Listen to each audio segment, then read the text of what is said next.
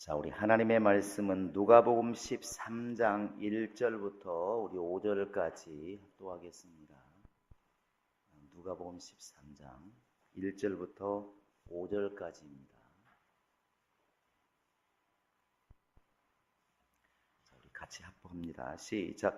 그때 마침 두어 사람이 와서 빌라도가 어떤 갈릴리 사람들의 피를 그들의 제물에 섞은 일로 예수께 하려니 대답하여 이르시되 너희는 이 갈릴리 사람들이 이같이 해 받음으로 다른 모든 갈릴리 사람보다 죄가 더 있는 줄 아느냐. 너희에게 이르노니 아니라 너희도 만일 회개하지 아니하면 다 이와 같이 망하리라. 또 실로암에서 망대가 무너져 치어 죽은 18사람이 예루살렘에 거한 다른 모든 사람보다 죄가 더 있는 줄 아느냐. 너희에게 이르노니 아니라 너희도 만일 회개하지 아니하면 다 이와 같이 망하리라. 거룩하신 우리 하나님 아버지, 오늘 또 세상의 모든 걸 내려놓고 주 앞에 나온 우리 영혼들을 기억하시되 하나님께 날마다 이렇게 믿음으로 예물을 드리고 있사오니 하나님께서 그 모든 신앙을 돌아보시고 그 믿음을 기억하시고 하나님의 것으로 채워주시기를 원합니다. 참으로 나를 주 앞에 내세우기보다 오직 하나님의 영광을 내세우게 도와주시고 주님의 이름을 높이는 우리의 신앙 되게 도와주시며 이 땅에 사는 날 동안에 우리의 믿음을 지키고 우리의 주님께 대한 신앙을 지켜나가는 그런 충만함이 있도록 하나님의 성령으로 인도해 주시고 천군 천사로 우리 영혼들을 기억하시고 인도하여 주시옵소서. 감사하고 예수님의 이름으로 기도합니다. 주님께 감사하는 여러분의 영혼이 늘 주의 이름으로 충만하시기를 예수의 이름으로 축원합니다. 하나님은 우리가 이 땅에 있는 동안에 믿음 갖기를 원하시고 그 믿음을 잃어버리지 아니하고 끝까지 가지고 있어서 견디기를 이렇게 원하십니다. 그래서 믿음이라고 하는 것이 견딘다, 지킨다 이런 의미를 이렇게 함축하고 있다고 여러분 잘 아실 겁니다. 예수님께서도 끝까지 견디는 자가 구원을 얻으리라 이렇게 말합니다. 우리는 중간의 관계를 잘 생각하지 않고 그 구원이란 말에만 많은 초점을 이렇게 맞추고 있는데 사실은 끝까지 견딘다는 말이 굉장히 어려운 것이고 이게 바로 이제 영적인 싸움인 것입니다. 이 치열한 이 영적인 전쟁을 이겨내지 못하면 믿음을 지켜낼 만한 게 없으면 마치 파도에 이렇게 방파제가 무너지고 또 태풍의 집이 무너지고 과일나무가 쓰러지듯이 결국에 우리의 신앙이 쓰러져 버리면 아무것도 이제 아니라는 것이죠. 그래서 성경은 끊임없이 우리 자신을 돌아보고 우리 자신이 이렇게 유혹이나 또 미혹이나 원수에게 빼앗기지 않도록 믿음을 잘 이렇게 간수하라 이렇게 말하고 있습니다. 여러분과 지금 내가 이 밤에 기도하는 거 어찌 보면 매주 돌아오는 금요일 날이고 또 그냥 뭐 기도하든 안 하든 어쨌든 기도 시간이니까 올 수 있습니다. 그러나 우리가 매일 먹는 밥도 먹지 않으면 금방 이렇게 증세가 드러나는 것처럼 우리가 오늘까지 잘 왔다 할지라도 오늘부터 우리에게서 만약에 기도가 사라지기 시작하면 얼마 안 가서 분명히 우리 영혼이 고갈되는 것을 금방 느낄 겁니다. 그것은 영적으로 조금만 살려고 하면 금방 알 수 있습니다. 그러니까 처음에는 생활이라는 것 때문에 자기의 취미라는 것 때문에 모임에 빠지기 시작하고 기도 생활을 하지 않기 시작하면 처음에는 아무 의미가 없습니다. 표시도 안 나고 왜? 나는 예수를 벗어난 게 아니라 예수를 믿는 사람이니까. 근데 그것이 한 달, 1년 가다 보면 어느 순간인가 기도를 이제 아무 때나 할 수 있다고 생각하는데 기도를 해보면 기도가 잘 안 됩니다. 세상 일은 참 쉬운데 그때부터 예배가 어렵고 찬송이 어렵고 교회 가는 것이 어려워집니다.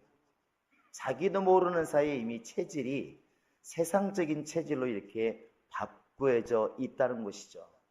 이런 것들은 우리가 아침마다 조깅을 해보시면 압니다. 한 6개월 동안 열심히 하면은 그게 거뜬한데 한 몇 주만 쉬어버리면 다시 그 뛴다는 게 참 쉽지 않다는 것이죠. 자기는 생각에 많이 해왔던 일이기 때문에 아무 때나 뛰면은 될 것처럼 생각하지만 그게 쉽지를 않습니다. 저도 이렇게 해보니까 철봉을 매달려 보면 계속하면 10개가 충분히 올라갑니다. 그런데 한 몇 주 쉬어버리면 5개 올라가는 게 버거운 거예요. 올라가기 전까지는 원래 10개 있었으니까 10개 쉬울 것 같은데 그렇지 않다는 것입니다. 그래서 우리가 끊임없이 내 신앙을 지켜나간다고 하는 것은 이렇게 우리가 예배라든지 기도라든지 이러한 것들을 끝끝내 붙들고 그 안에서 하루하루 승리해 나가는 것, 시간 승리해 나가는 것, 이게 아무것도 아닌 것처럼 보이지만 결국 내 영혼의 주님께 대한 믿음을 지켜나가는 하나의 방편이 된다는 사실입니다. 우리가 꼭 배가 고파서 밥을 먹는 것이 아니라 때로는 배가 불러도 때가 되었기 때문에 밥을 먹는 경우가 있습니다. 고파서 먹든 배가 불러도 때가 되어서 먹든 그렇게 먹어왔기 때문에 지금 여러분과 내가 살아있는 것이지, 만약에 어느 순간에 밥을 먹지 않고 끼니를 거르기 시작하면 당장은 문제가 없는데 벌써 세월이 흐른 다음에 보면 속된 말로 몸이 많이 골았고 기력이 쇠해지고 이제 여러 가지 영양 불균형이 오게 되고 이런 일들이 벌어진다는 것입니다. 여러분, 그래서 신앙은 하루하루 지켜나가는 것이 신앙이다. 여러분, 이것을 여러분 영혼 속에 박아 놓으시기 바랍니다. 자, 신앙은 지켜나가는 것이다. 시작. 물론 예수를 모르는 사람들은 중생의 체험이 필요하겠죠. 왜냐하면 지금 아예 생명이 없으니까, 믿음이 없으니까. 그러나 믿음을 가진 사람은 이제는 놓치지 않기 위해서 몸부림쳐서 기도하셔야 됩니다. 그러니까 많은 사람들이 왜 그렇게 매일 기도하십니까? 물었을 때에 나는 필요한 게 많으니까 건강을 위해서도 가정을 위해서도 내 꿈을 위해서도 기도합니다. 이것도 맞습니다. 그러나 다른 쪽으로 보면 예수님 말씀하시기를 시험에 들지 않도록 깨어있어 기도해라. 너희가 유혹에 빠지지 않도록 깨어있어 기도해라. 이것은 지금 아까 전 부분에 말한 것과는 좀 다른 의미입니다. 나에게 일용할 양식을 달라고, 지금 내가 하나 이런 사업을 하기를 원하니까 이 사업을 좀 도와달라고, 이렇게 기도하는 것은 분명히 다른 기도입니다. 하나님, 원수에게서 나를 건져주시고 세상의 유혹에서 나를 건져주시고 내가 시험에 들지 않도록 주께서 막아주시고, 이것은 지금 어떤 내가 지금 필요한 것들을 달라는 것이 아니지 않습니까? 내가 가지고 있는 믿음이 흔들리지 않도록, 아담처럼 마귀가 속삭일 때 넘어가지 않도록, 또 정말 아나니와 삽비라처럼 그런 마음의 요동이 있을 때 흔들리지 않도록, 가룟 유다와 같이 마귀가 생각을 집어넣을 때 사탄아 물러가라 하고 물리칠 수 있도록 우리가 기도한다는 것입니다. 여러분, 그래서 오늘 나는 먹고 사는데 아무 지장이 없다, 그러니까 기도할 일이 없다, 이건 심각한 겁니다. 주님은 깨어있어 기도해라, 시험에 들지 않도록 유혹에 빠지지 않도록 깨어있어 기도해라, 이렇게 말합니다.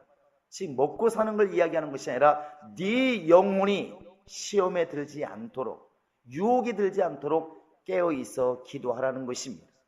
여러분, 이 의미로 본다면 우리 예수 믿는 사람은 한순간도 기도를 쉴 수가 없는 겁니다. 언제 이 마귀가 역사할지 원수가 역사할지 모르기 때문에. 마귀는 우는 사자와 같이 우리를 이렇게 노리고 있다고 말하지 않습니까? 우리는 대적할 때 그 사자를 대적하는 것처럼 우리는 사실은 깨어있어 대적해야 맞다는 것이죠. 그래서 우리의 신앙은 넘어지지 않기를 원하는 겁니다. 세워진 믿음이 흔들리지 않기를 원하는 것입니다. 내 영혼아 믿음에 바로 서자. 시작.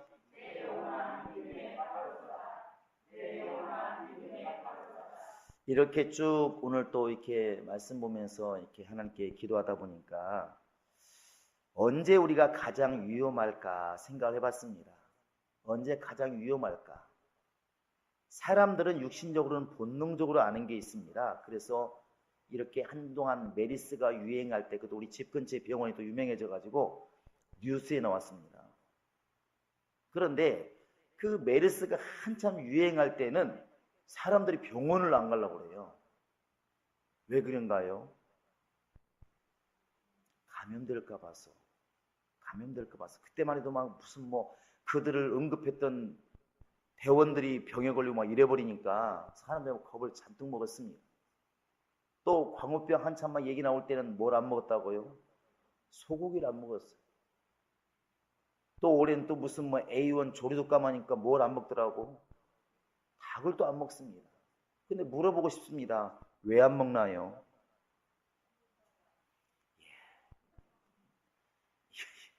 얼마나 적나라한 대답이 나왔습니다. 죽을까봐. 죽을까봐. 그러면 왜 죽는다는 생각을 합니까?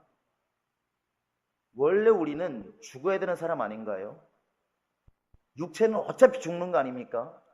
그런데 왜 죽는 걸 두려워하시나요? 따라서 하시 바랍니다. 살아있으니까. 잘 생각해보면 이거 진리와 같습니다. 내가 왜 죽기를 두려워하느냐? 살아있으니까 죽기를 두려워하는 겁니다. 여러분, 시체가 죽음을 두려워할까요? 아닙니다. 제가 시신을 많이 닦아봤는데, 많이 닦아드렸는데, 그들은 알코올을 갖다 눈에 넣든 말든 아무 소리 안 합니다. 아무 소리 안 해요. 묶어도 소리 안 하고, 가끔 가다는 손이 이렇게 완전히 냉동이 돼서 얼었을 때 피다 보면 막 뚝뚝 소리 안 합니다. 살아있으면 지금 사람 잡아먹으려 할 거라고, 내 팔 비틀있다고. 그러나 아무 소리 안 합니다. 살아있으니까 죽기를 두려워하고 살아있으니까 죽을까 봐서 조심하는 겁니다. 살아있으니까. 이렇게 지금 봄날처럼 따뜻해도 마스크 낀 사람 상당히 많잖아요. 왜? 황사 때문에. 근데 왜 마스크를 꼈습니까? 죽을까 봐서 그런 거 아니겠습니까? 살아있으니까 끼는 겁니다. 자, 우리가 지금 안 믿는 사람들이야 시험 든다는 말, 넘어진다는 말, 믿음을 저버린다는 말 무슨 의미가 있겠습니까? 아예 죽어 있는데. 그런데 믿음의 사람들은 아니라는 것이죠. 믿음이 있기 때문에 믿음이 타락하는 문제에 있어서 믿음이 있기 때문에 믿음을 잃어버리는 것에 있어서 믿음이 있기 때문에 믿음이 유혹받는 것에 있어서는 아주 민감해야 맞다는 것입니다. 그러면 언제 우리가 넘어질까를 잘 생각해 보시기 바랍니다. 우리 예수 믿는 사람들이 가장 위험할 때가 언제일까? 육신적으로는 상한 음식을 먹고 유행할 때 그런 사람 많은 곳에 가고 이런 게 바로 가장 위험할 때인데 영적으로 예수 믿는 사람들이 가장 넘어지기 쉬울 때가 언제일까? 여러분 한 가지씩 한번 대답을 해보시겠습니까? 여러분 언제라고 생각하십니까? 가장 넘어지기 쉬울 때가 언제인 것 같습니까? 편할 때, 넘어질 때 이게 다 맞는 말입니다. 근데 성경에 보면 성경적인 접근을 해보면 이렇습니다. 이상스럽게 회개할 일이 없고 회개가 안 나오는 겁니다. 그러니까 기도를 달라고는 어마어마하게 기도를 하는데 나는 회개가 안 나오는 거예요. 회개할 일 없으니까. 이때가 위험한 겁니다. 사도 바울이 나는 날마다 죽는다 그러는데 그렇게 우리가 날마다 회개가 없는 사람들은 죽긴 내가 왜 죽어? 이렇게 생각할 수 있다는 것이죠. 사도 바울이 우리보다 죄를 많이 지어서 우리보다 못나서 성경을 몰라서 그 사람이 자기를 쳐서 맨날 복종시킨다고 말을 할까요? 아니라는 것이죠. 내 마음과 내 영혼에서 벌써 회개가 사라졌다고 하는 것은 이미 지금 넘어져 가고 있다는 증거입니다. 예수님 말씀하시기를 한 번 목욕한 사람 다시 목욕할 필요는 없지만 뭐 하라고 그랬습니까? 손과 발은 씻어야 된다.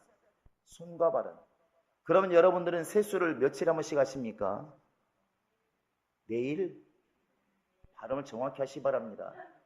세수를 언제 하시나요? 아침 저녁 하시는 분 손 들어보셔요. 정말로 하십니까? 여성들은 하시는군요. 남성들은 언제 하시죠? 확인할 길은 없습니다. 그런데 이제 어쨌든 아침 저녁으로 세수를 해요. 손은 언제 씻나요? 수시로 씻으시나요? 남자들 이렇게 화장실에 카메라 설치해 놓고 보니까 거의 70%가 안 씻더만. 아니 제 얘기가 아니고 봤습니다. TV에서 이렇게 보니까 어떤 사람은 씻는 신용만 하고 거의 안 씻더만. 그래도 한두 번은 씻습니다. 남자라 할지라도 씻어요. 예수님 말씀하시기를 한 번 목욕한 사람은 다시 목욕할 필요가 없지만, 쉽게 말하면 불신자가 예수 믿기로 회개한 그 회개는, 중생의 회개는 한 번으로 족하지만, 그럼에도 불구하고 우리가 매일 손발을 씻듯이 그렇게 우리가 예수를 알면 손발을 씻어야 되지 않겠느냐. 예수님은 그렇게 말씀하시는데 나는 회개를 한 달에 한 번씩만 하고 있다고 한다면 뭔가 예수의 말씀하고는 다르지 않습니까? 그래서 내게서 이상스럽게 어느 날부턴가 회개가 없어졌다, 이러면 의심하셔야 됩니다. 다른 사람한테 말할 건 아니지만 벌써 내가 어느 순간에 높아지고 있고, 죄에 대해서 둔해지고 있고, 하나님의 은혜에 대해서 둔해지고 있다는 것입니다. 하나님의 말씀이 나를 찌르는 것이 이제 없어졌다는 것이죠. 그러니까 말씀이 은혜가 되는 것이 아니라 어느 순간부터 감상하기 시작했다는 것입니다. 하나님 말씀이 뿌려지면 절대로 찔림이 없을 수가 없는 겁니다. 어떤 면에서든. 그러니까 전도하라는 말에도 찔림이 되고, 수시로 기도하라는 말에도 찔림이 되고, 사랑하라는 말에도 찔림이 되고, 온유한 심령을 가지란 말도 찔리게 되고, 시기와 불평하지 말라고 찔려야 되고, 모든 말씀은 다 찔리게 되어 있습니다. 왜? 우리는 완벽하지 못하니까. 희한하게 그 말들은 다 그냥 허송세월하게 지나가는 것입니다. 바람 불듯이. 그러니까 회개가 안 나오는 것이죠. 왜? 전혀 찔림이 없으니까. 말씀에 전혀 찔림이 없고, 말씀을 읽어도 찔림이 없고, 기도를 해도 찔림이 없습니다. 그러니까 기도를 많이 할지라도 회개는 희한하게 안 나오는 겁니다. 예수 믿는 사람이 가장 지금 넘어질까 조심할 때가 언제냐면 이 회개가 없어질 때입니다. 자랑도 많이 하고 말도 많이 하는데 회개는 안 합니다. 진짜 위험할 때입니다. 또 우리가 넘어질까 조심할 때가 뭐냐면 이상스럽게 사람들의 단점이 잘 보이는 겁니다. 단점이 잘 보이는 겁니다. 이게 참 저주 아닌 저주인데, 예수님이 마태복음 7장 3절에서 왜 너는 다른 사람의 눈 속에는 뭘 보고 까만 눈동자? 티는 볼 줄 알면서 왜 네 눈 속에는 들보는 보지 못하느냐, 이렇게 책망하고 있습니다. 근데 이게 상스럽게 영적으로 충만해 있지 않으면 남의 허물은 크게 보이는 거예요. 그리고 내게 있는 것은 왜 용서를 못하고 나를 왜 이해하지 못할까, 이렇게 말한다는 것입니다. 그러니까 뭐 세상 말로 요즘엔 녹자로 만들더만 단어가 뭐더만, 이렇게 뭐 내가 하면 로맨스, 남이 하면 불륜, 그리고 뭐 내자로 말을 하더만요. 내로 남불이라고 했나요? 남이 하면 많은가 봅니다. 뭐 그렇게 용어를 만들어냈더만. 근데 이렇게 되는 것이 이제 넘어질 때입니다. 정말 충만할 때는 남을 비난하고 비판할 수 있는 여력이 없습니다. 왜?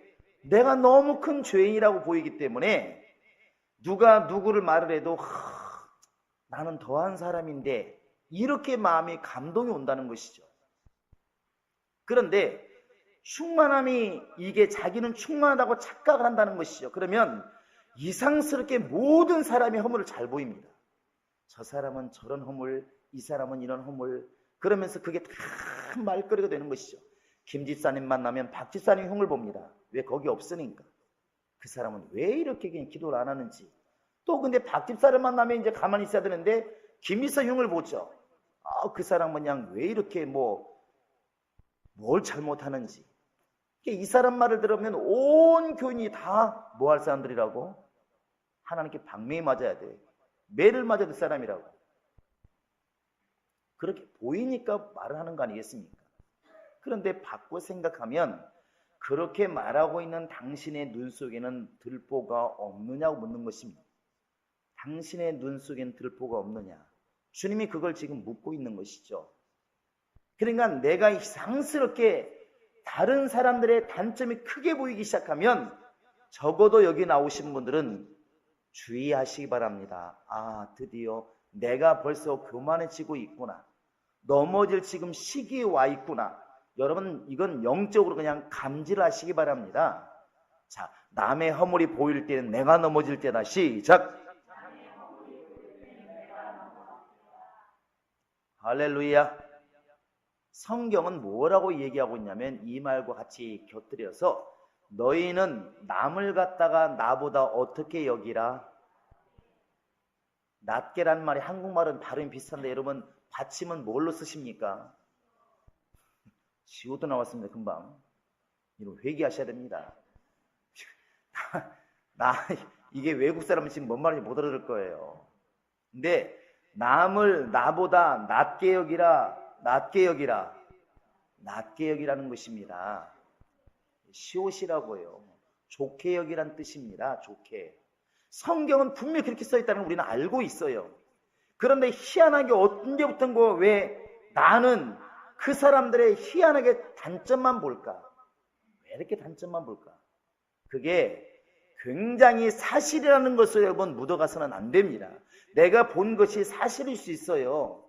단점이 맞습니다. 그런데 주님의 눈을 가지고 주님의 마음을 가지면, 긍휼한 마음을 가지면 그게 보이는 것이 아니라 하나님이 그 사람을 부르신 장점이 보인다는 것입니다. 기독교인들이 딱 넘어질라 말라 할 때가 언제냐면 다른 사람들의 단점이 막 크게 보이는 겁니다. 다른 사람에게 있는 조그만 티도 내 눈은 크게 보이는 것입니다.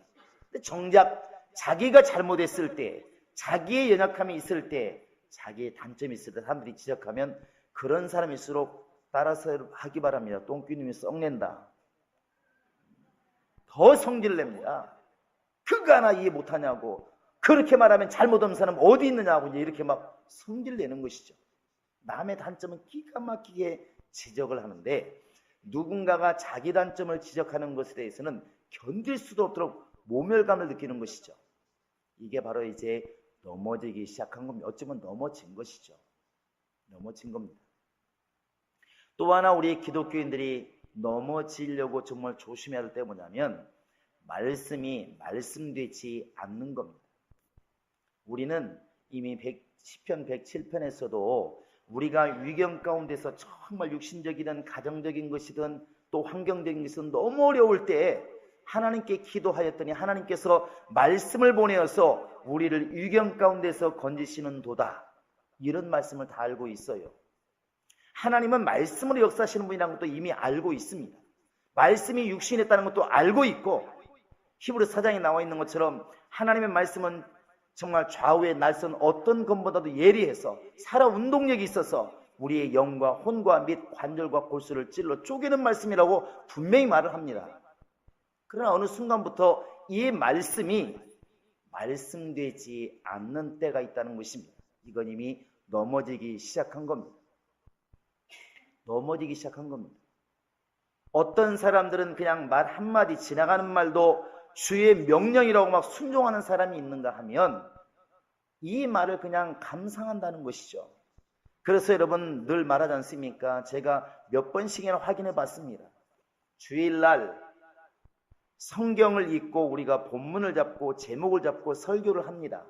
물론 설교자가 영감이 부족해서 있는 바를 다 소개하지 못하는 경우도 있습니다. 물건을 갖다 똑같이 장사를 시키면 그 물건에 대해서 장점을 잘 말해가지고 잘 파는 사람이 있고 설명을 잘 못해가지고 물건은 좋은데 잘 못 파는 사람이 있습니다. 설교자의 역량에 따라서 약간 달라지긴 하겠죠. 그러나 물건이 다른 건 아닙니다. 그런데 수요일쯤 돼가지고 지난 주일날 불과 3일 지났는데 본문이 어디십니까? 주일날 본문이 어디였죠? 제목이 뭐였습니까? 하나님 주시는 말씀이 뭐였습니까? 이건 사람마다 달립니다.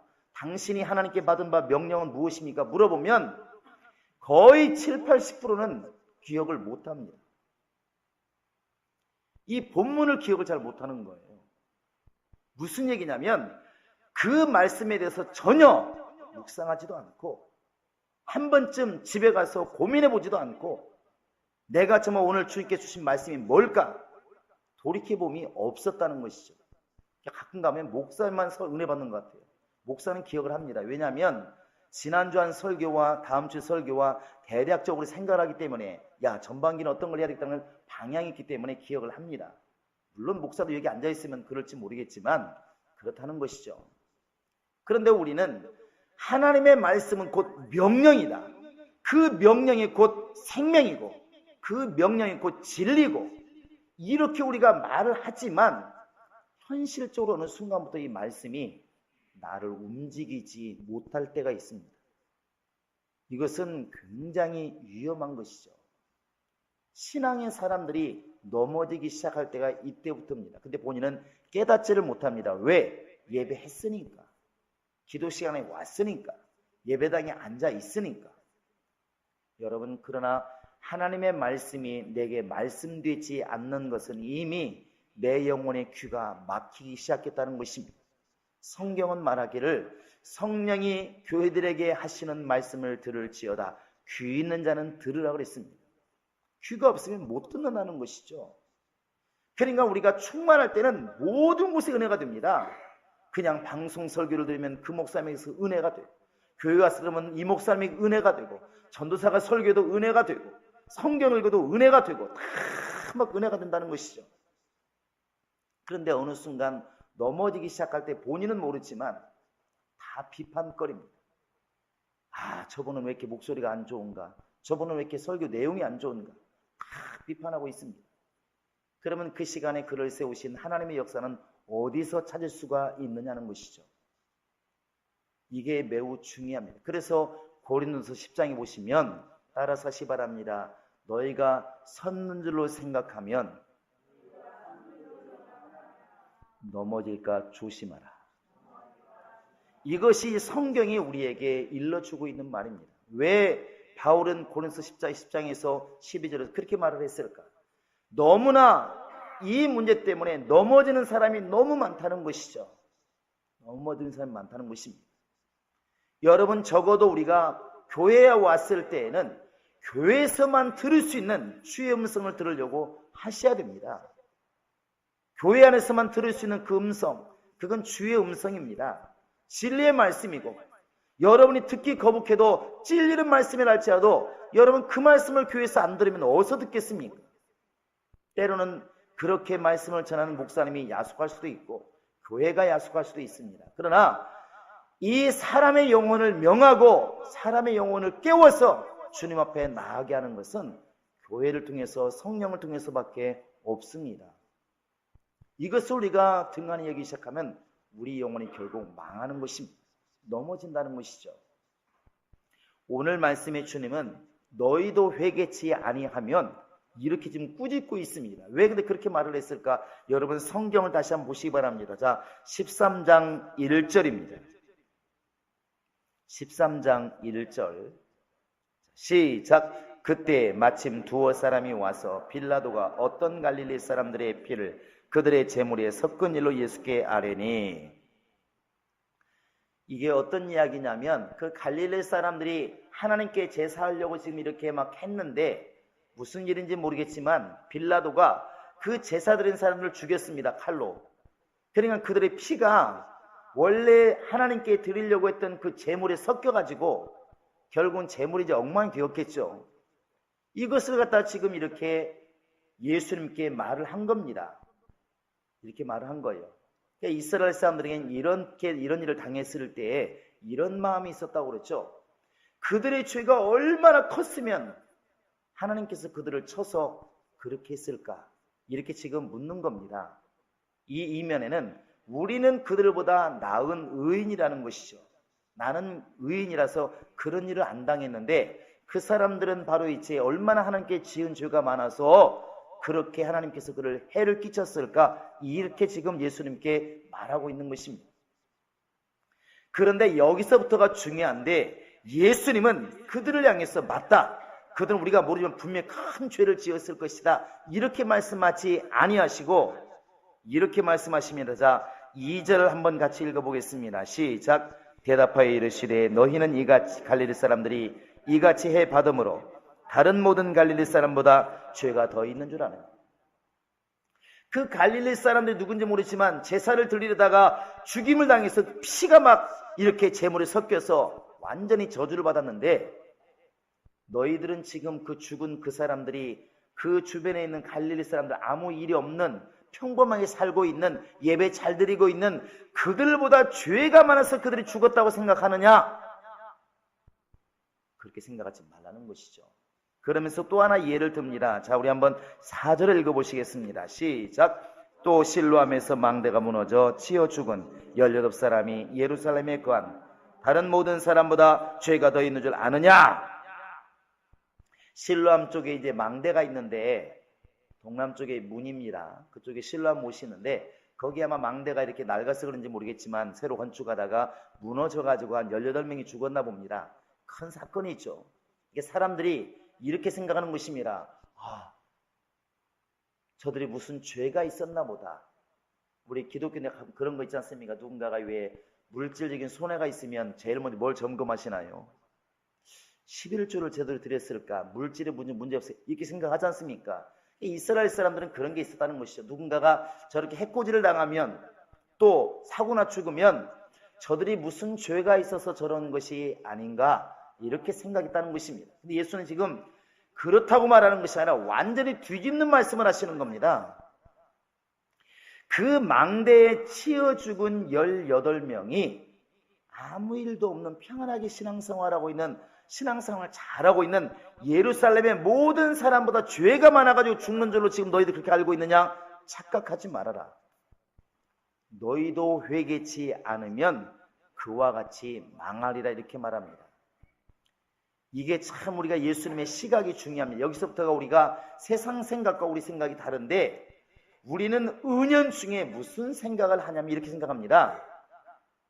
우리는 다 괜찮은 사람들인데 누군가가 나보다 더 나쁜 죄를 지으면 그 나쁜 죄 때문에 벌을 받는다고 생각한다는 것이죠. 이건 세상적인 생각입니다. 누군가가 살인을 저지르고 누군가가 도둑질을 하면 그 사람의 자유를 박탈하고 감옥에 가둡니다. 이게 우리에게 너무나 생활화되어 있고 머릿속에 박혀 있다 보니까 영적으로도 그렇게 생각한다는 것입니다.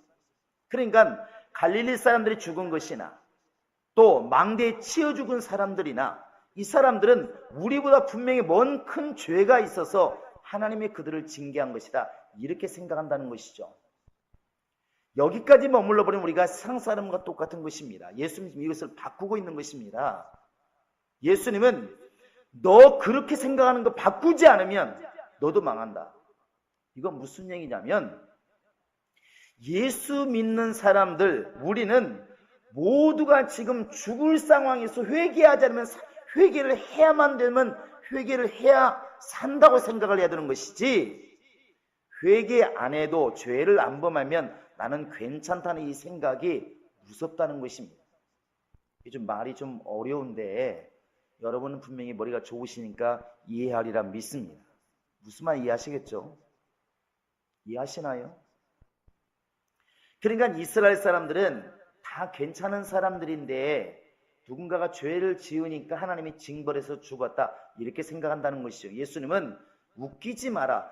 너는 지금 아무 죄가 없어도 회개 안 하면 너 죽는다, 이렇게 말한다는 것이죠. 그러면 지금 예수님께 우리는 죄가 없어요, 이렇게 말하는 사람들은 죄가 있을까 없을까? 있다고 지금 말하는 것입니다. 너 회개 안 하면 너도 죽는다, 이 말입니다. 이 사람들이 이렇게 말하겠죠. 나는 지금 무슨 죄가 없는데요, 이렇게 말한다는 것이죠. 우리 예수 믿는 사람들도 그렇게 생각하기가 쉽다는 것입니다. 너희도 회개치 않으면 이와 같이 망하리라, 이 말을 지금 죄를 지은 사람에게 말하는 게 아니라 예수님께 와서 그 일을 갖다가 아뢰면서 우리는 의인입니다, 나는 죄가 없습니다, 이렇게 말하는 사람들을 향해서 예수님 말씀하시는 겁니다. 너 섰다고 생각하느냐? 조심해라는 것이죠. 그래서 제가 말씀드리는 겁니다. 우리가 회개치 않는 것은 이미 넘어져가고 있다는 증거라는 것이죠. 근데 우리는 어느 순간에서부턴가 회개가 사라졌음에도 불구하고 나는 의인이라는 생각을 한다는 것입니다. 교회 안에서 그래서 판단과 이런 것들이 너무 많죠. 봐라, 내가 저렇게 저 사람 그럴 줄 알았다, 저 사람 저런가 저럴 줄 알았다, 이 말이 얼마나 무섭냐면 나는 너와 같지 않다는 것을 지금 말하고 있는 것입니다. 예수님은 그 사람에게서 말씀하시기를 너 그 사람보다 지금 죄가 없다고 생각하느냐? 너도 회개치 않으면 망한다, 이렇게 지금 주님 우리에게 말씀하고 있다는 것이죠. 우리는 지금 내가 지금 정상적으로 나는 지금부터 잘 간 문제가 없다고 볼 게 아니라 나는 날마다 회개하고 예수의 은혜를 힘입지 않으면 나도 망할 사람이다. 이렇게 보는 것이 맞다는 것입니다. 여러분, 그래서 우리가 날마다 나를 낮추어라, 날마다 나는 죽는다, 겸손해라, 낮추어라 이런 말들을 하는 이유가 여기 있는 것입니다. 여러분, 그래서 우리 예수의 말씀을 우리는 잘 새겨들어야 됩니다. 예수님께서 너희도 회개치 않으면 이와 같이 망하리라. 지금 살인자들 모아놓고 교도소에 사는 얘기가 아닙니다. 굉장히 신앙생활 잘하는 사람들, 의인이라고 생각하는 사람들, 그들을 향해서 말하는 것입니다. 너희 손발을 씻지 않으면 망한다. 여러분, 그래서 우리가 기도하는 것에는 여기에 큰 의미가 있습니다. 오늘 당장 하나님 내게 일용할 양식을 주세요. 나에게 건강을 주세요. 내 꿈이 좀 이루어지도록 좀 도와주세요. 당연히 있어야 되겠죠. 그러나 본질적인 것에 들어가 보면 내가 오늘 양식이 없어서 굶어 죽는다 할지라도 영원히 망하는 건 아니지 않습니까? 사업이 망한다고 영원히 망하는 건 아니지 않습니까? 스데반처럼 돌에 맞아 죽는다고 영원히 망하는 것은 아닙니다. 그러나 예수의 말씀처럼 회개치 않는 것은 영원히 망하는 것입니다. 내게 돌이킴이 없다는 것은 영원히 망하는 것입니다. 본질적인 문제를 다뤄보면 내가 주님께 이것저것 달라고 하는 기도보다도 내가 정말 죄를 벗고 회개하여 의의 영혼이 되는 것은 더 급하다는 것이죠. 가장 본질적인 것이니까. 그래서 우리의 기도가 필요한 겁니다.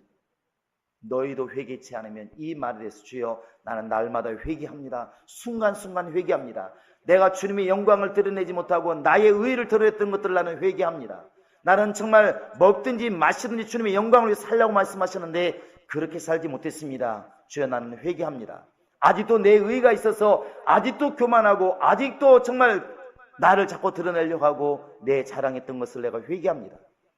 이런 회개가 이루어지지 않으면 결국 내 영혼이 망한다고 주님께서 말씀하고 있는 것입니다.